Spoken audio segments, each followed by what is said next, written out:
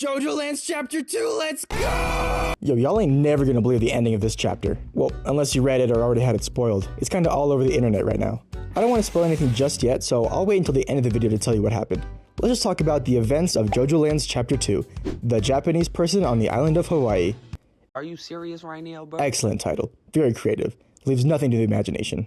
Kind of like, I don't know, this woman's clothing. No, you don't understand. This panel is essential to the plot. We open on this lady biking down the street on Oahu. Jodio is chilling under a tree playing on his phone. The lady says she's Kate's friend and asks for the stuff. Jodio looks at her icily before telling her to buzz off, showing off his dope Elvis pants.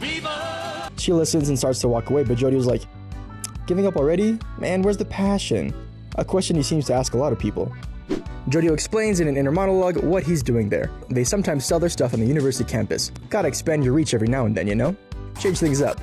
Jodio shows how smart and yet dumb he is at the exact same time. Well, maybe dumb's not the right word. More like too trusting or gullible. He suspects pretty early on that this lady's a cop, guessing that the headlight on her bike has a camera and mic in it. The lady turns around and gives the classic misconception that a cop has to tell you if they're a cop if you ask.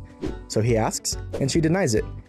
They go through with the drug deal, and once she gets her hand on the stuff, she immediately pulls out a gun. Oh, Jodio, you poor little guppy. If you're wondering why I've been playing this scene from Breaking Bad, it's because this whole sequence is essentially this exact scene from the show.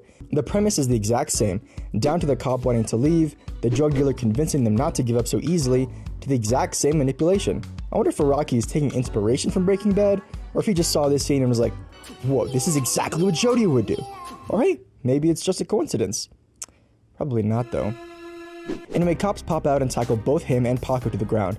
The two cops that tackle Jodio are the two he confronted in the previous chapter. The pervert provokes Jodio, and just like last time, he calls down his stand November Rain to pummel the guys. Here we learn something interesting about November Rain's ability. It seems as if he can decide what is impacted by the rain. For instance, the rain touches the cop lady without hurting her, but once it touches the drugs, it becomes much stronger, destroying the physical evidence. As the police flee in fear and pain, cop lady stands in despair as her operation falls to pieces. Little, dissolved, addictive pieces. But she is still unhurt. Maybe Jodio actually thought she was cute. You know, I wonder what the point of this scene was. It established a bit more of Jodio's character, I guess. A lot of it felt like a retread of the previous chapter's opening scene. Maybe it was to establish the pervert cops as recurring antagonists, along with introducing the cop lady whose name we still don't know. Or to show more of November Rain's abilities. I guess we did learn that Jodio did a psychoanalysis and was diagnosed with antisocial personality disorder. He wonders if he can become happy in a world such as this, a world where there are terrible people still in successful professions bringing others down. The society he lives in pisses him off. So now, forget that whole opening scene and let's go to the airport on the Big Island. Quick reminder, they live on Oahu. Jodio, Dragona, and Paco are still waiting for the last member of their group, whose name we learn is Usagi Aloha Oe. Nice. The group rents the car and drives to the villa the Japanese tourist with the diamond is renting. As they're sneaking into the villa, they notice cameras. That's when Usagi uses his stand, Mate Kudasai, which is a song by the rock band King Crimson. A lot of Part 5 connections going on here. The stand's ability is to become any object if someone who is not Usagi asks for it. For example, Dragona says they want the camera, so Mate Kudasai turns into a second camera, basically confusing anyone who would try to watch it now since there are 2 recorded videos. The group goes in and Jodio recognizes the Japanese tourist swimming in the pool. This is the moment that no one saw coming. Who is this mystery person?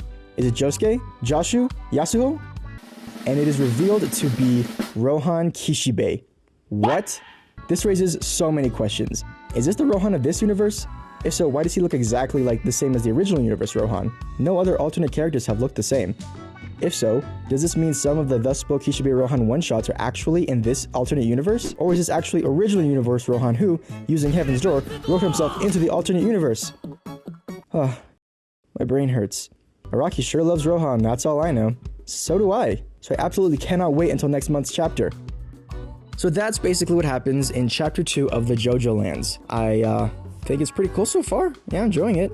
This part isn't scripted, so I'm kind of just saying whatever's on my mind. That's about it. Thanks for watching, and have a good one.